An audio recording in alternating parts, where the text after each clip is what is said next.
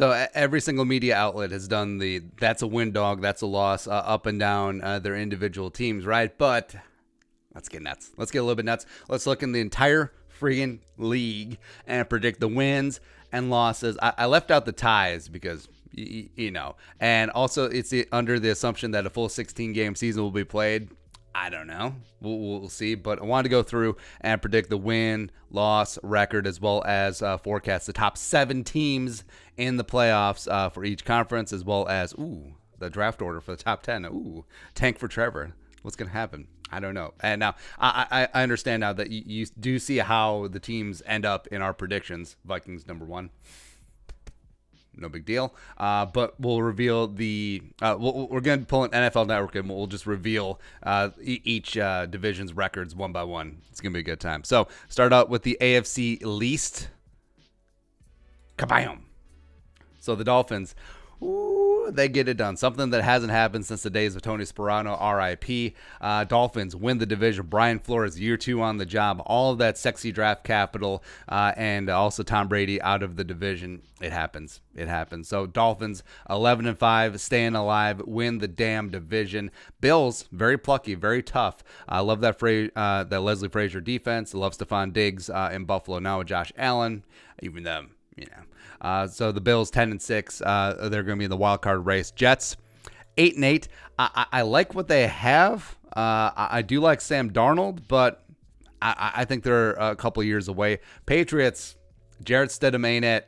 Jarrett Stidham gets pulled midseason. They have to put in Brian Hoyer. And also, this is not a black mark on Bill Belichick's record. Honestly, think that he is strategically tanking, right? You moved on from Tom Brady for a year. You're just like, let's have a year. Let's train up the young guys. We'll put ourselves in great draft position to draft a future franchise quarterback of the Patriots. Oh, and do they ever? Do they ever? Boom, it happens. AFC North.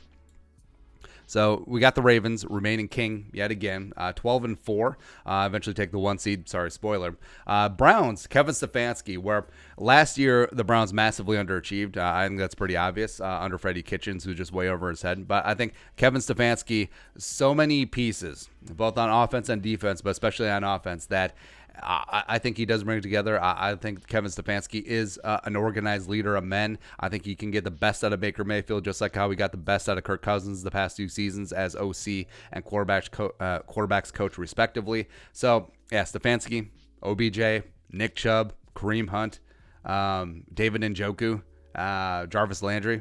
Boom. Let's get this thing going. Steelers 7-9. Big Ben is in his death throes. It's whatever.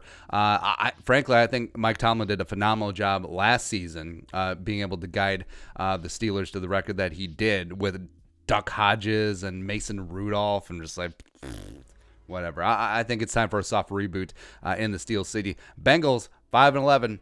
Not bad. Not bad. You get out of the cellar. Joe Burrow and company show some nice flashes. Jonah Williams, second-year guy, missed his entire rookie year with that torn labrum. Future left tackle of the Bengals. I think everything gets sorted out. So they do have some youth. They do have some nice things going on. And I think 5-11, nice little improvement year 2 under Zach Taylor. AFC South, let's get it on. So the most benign and whatever division out there. Colts 11-5. Frank Reich, Phillip Rivers. The cream of the 2004 draft class, by the way. Sorry, Eli. Sorry, J.P. Lossman. Sorry, Big Ben. Yeah, but Phillip Rivers and company, they get done 11-5. Michael Pittman, also is going to be in the race for Offensive Rookie of the Year. Yeah, keep an eye on that. Titans 9-7, take a little bit of step back. Yeah, AFC North championship game participants last year, respect, but it's Ryan Tannehill. Yeah.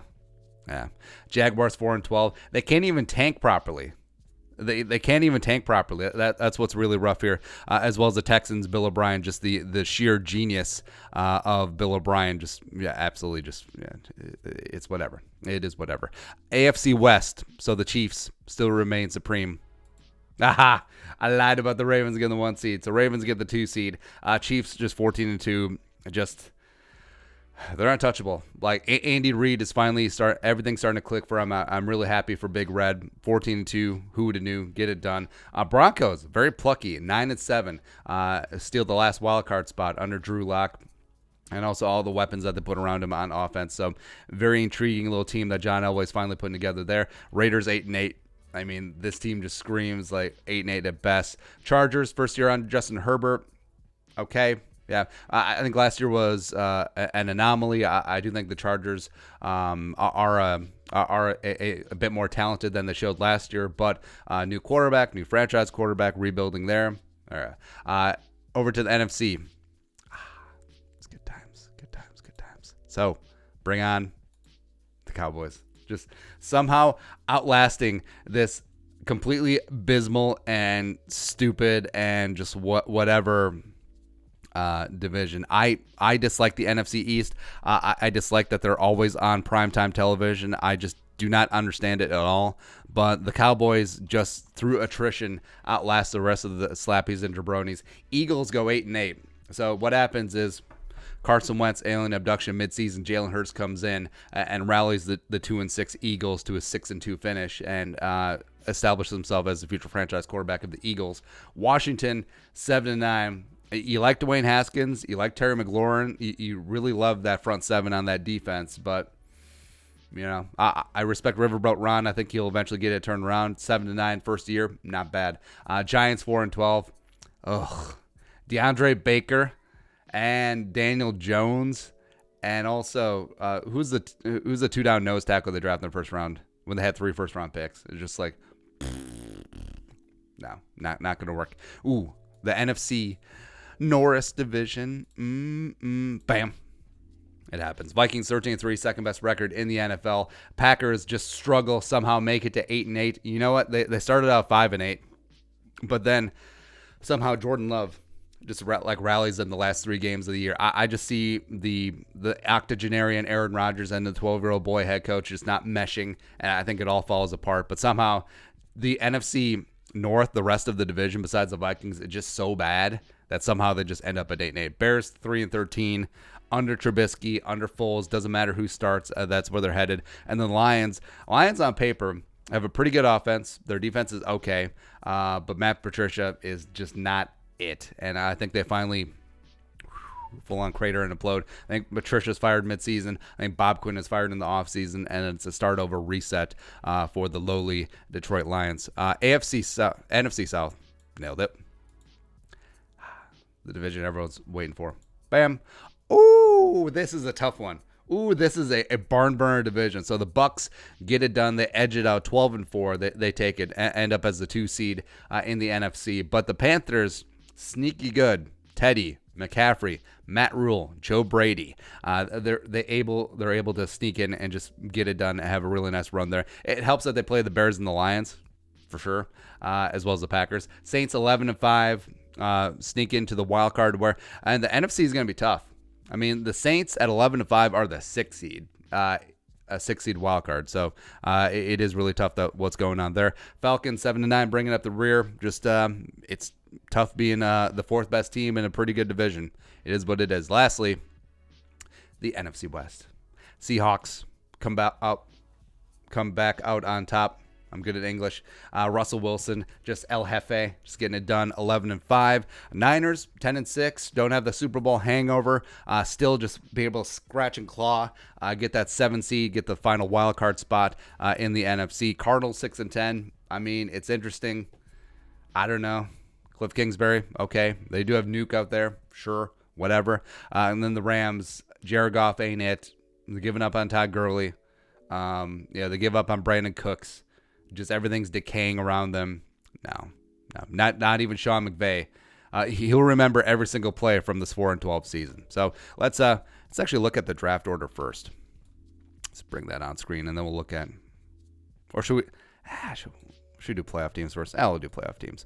All right. So as established, Chiefs 1 seed in the AFC, and then the playoff matchups. You got the Broncos visiting Baltimore in the first round. Again, only one bye. With the new 7-team expanded playoffs. You got the Browns visiting the Dolphins down in South Beach. It's going to be a barn burner, as well as the Bills, the final wild card, visiting the Colts at Lucas Oil Stadium. The Drum, no big deal. NFC, Vikings get the bye. It's nice. It's so nice. You got the Niners at the Bucks. That's going to be a great game. Wild card weekend. Wow. Saints at Seahawks.